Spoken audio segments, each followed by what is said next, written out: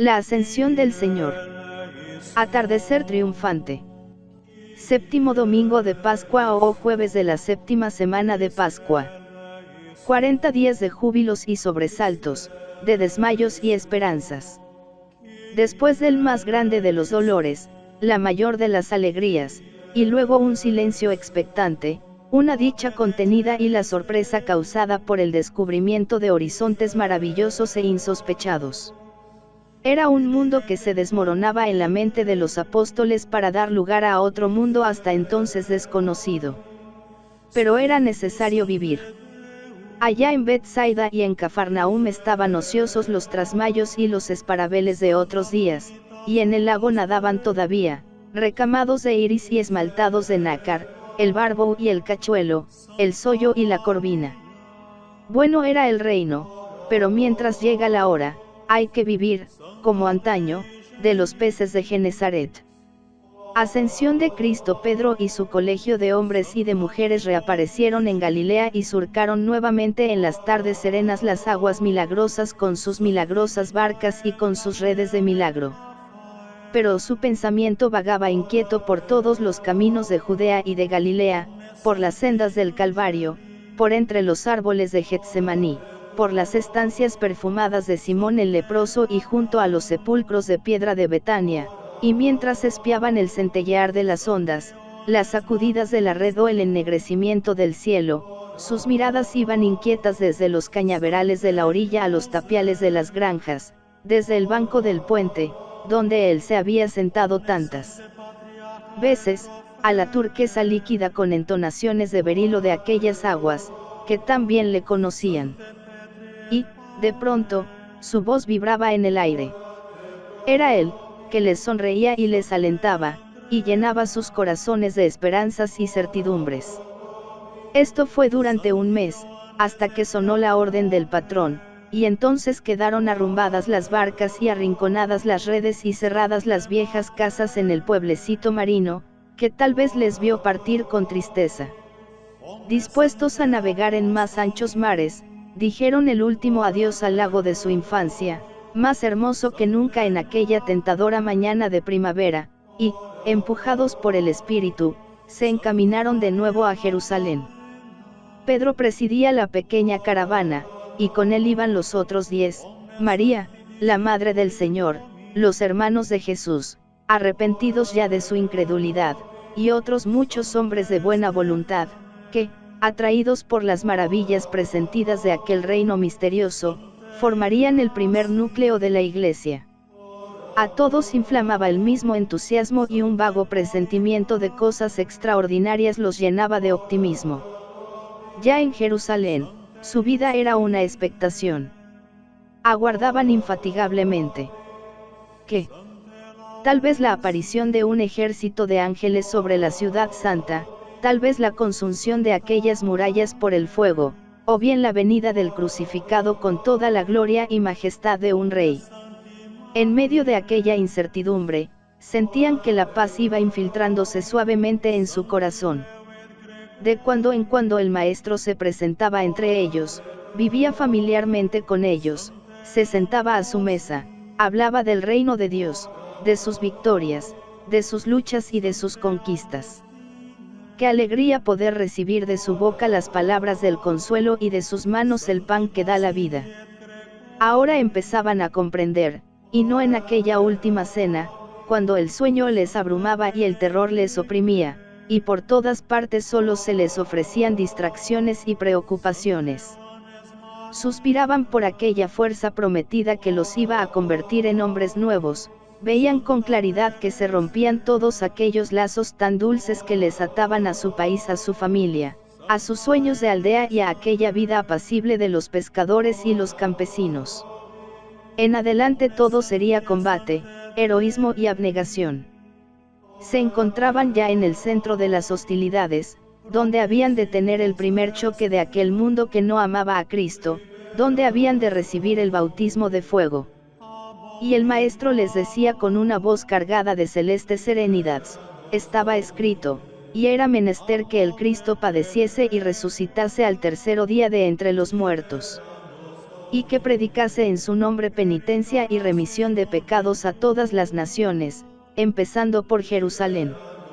Y vosotros seréis testigos de todas estas cosas, permaneciendo en la ciudad hasta que seáis revestidos de la virtud de lo alto. Así hablaba Jesús a los discípulos, y ellos se agrupaban en torno para recoger hasta el último aliento de su pecho. Unas veces el grupo permanecía en el interior del cenáculo con las puertas bien cerradas, otras caminaban lentamente, tal vez en algún lugar apartado de la ciudad, acaso en los senderos del jardín de José de Arimatea, entre rosales y geranios, bajo el toldo florido de los terebintos y los manzanos.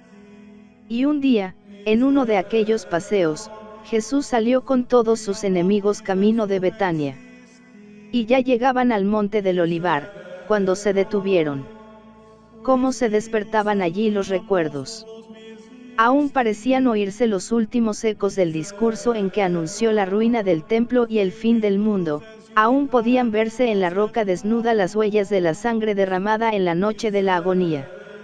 Todas aquellas veredas tienen el sello de su pie, aquellos cedros centenarios han tocado sus sienes con las ramas, y aquellos olivos le han dado sombra y alimento.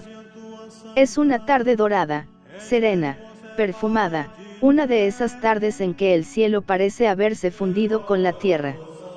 Jesús envuelve a sus discípulos en una mirada de amor, su palabra tiembla y toma algo de aquel acento que tenía en la noche memorable, la ternura apaga casi su voz. Tan dulce, tan íntima, tan confiada es aquella última hora de Cristo en la tierra, que los discípulos se atreven a interrumpirle para proponerle la duda que hacía tiempo aleteaba dentro de su espíritu. Señor, le dicen, ¿es que ha llegado ya el tiempo en que piensas establecer el reino de Israel? A esta pregunta ambigua sucede la respuesta evasiva de Jesús: no toca a vosotros saber los tiempos ni los momentos establecidos por la autoridad del Padre. Mas recibiréis la virtud del Espíritu Santo, y entonces seréis mis testigos en Jerusalén y en toda Judea y Samaria y hasta la extremidad de la tierra. Sin embargo, estas palabras dejan adivinar que la hora se acerca. El Maestro ha terminado su misión, solo le resta retirarse para dejar paso al organizador del reino que se prepara.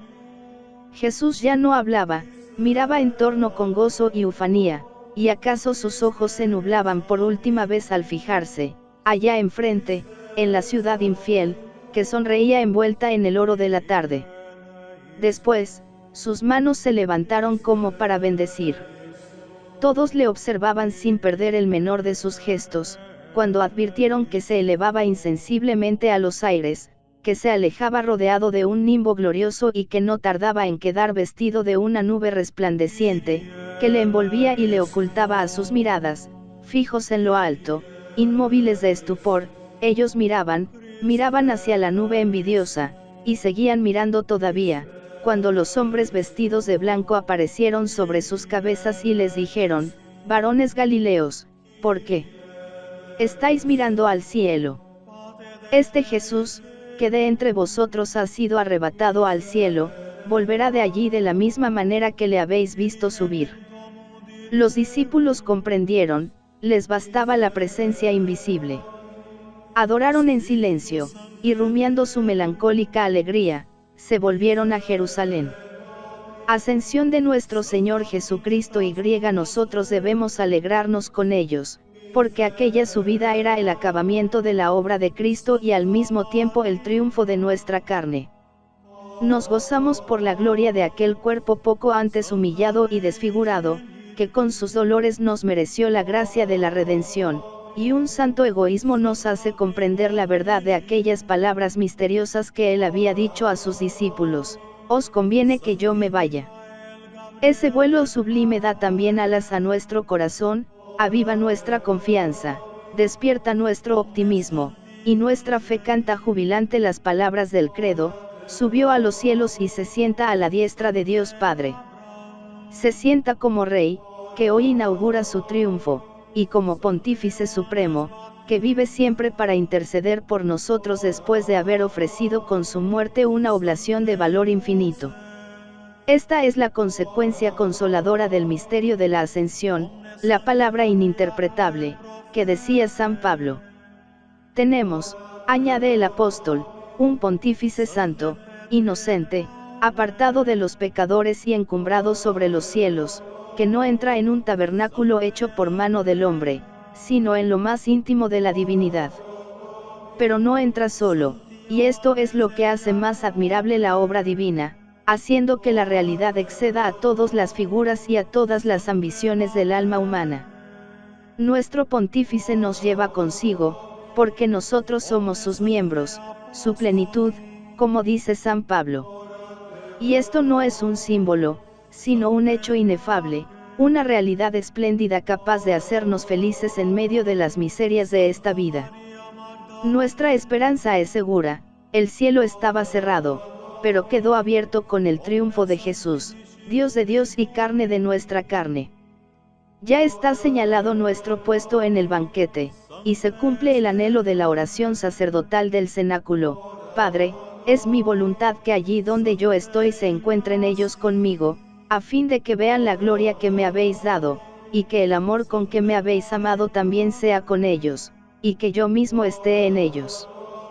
Dentro de nosotros aletea la certidumbre, y ya desde ahora sentimos y vivimos la realización de estas palabras: he aquí que yo estoy con vosotros hasta la consumación de los siglos. Dios está con nosotros. Dichosos los que ven su luz en el dolor y en el gozo también. Dios está con nosotros. Su inefable presencia los hombres y las cosas penetra, como esencia de nardo, incoercible, como vital aliento, como el aroma pístico, evangélico ungüento del alabastro que rompe la Magdalena y que toda la estancia de sus perfumes llena. La escala de Jacob, indestructible puente, entre el cielo y la tierra se tiende eternamente, y si allá junto a Dios nuestra carne se sienta, aquí la gran promesa de Cristo nos alienta: aunque a veces parezca que me duermo en la nave, yo estaré con vosotros hasta que el mundo acabe, yo estaré con vosotros como he estado hasta aquí, hoy lo mismo que ayer, lo mismo que hoy mañana, como en Cafarnaúm, como en Getsemaní, como cuando aguardábamos a la samaritana, como cuando saciaba vuestra hambre en los desiertos y volvía a las madres doloridas los muertos, y andaba con vosotros el áspero camino comiendo vuestro pan, bebiendo vuestro vino.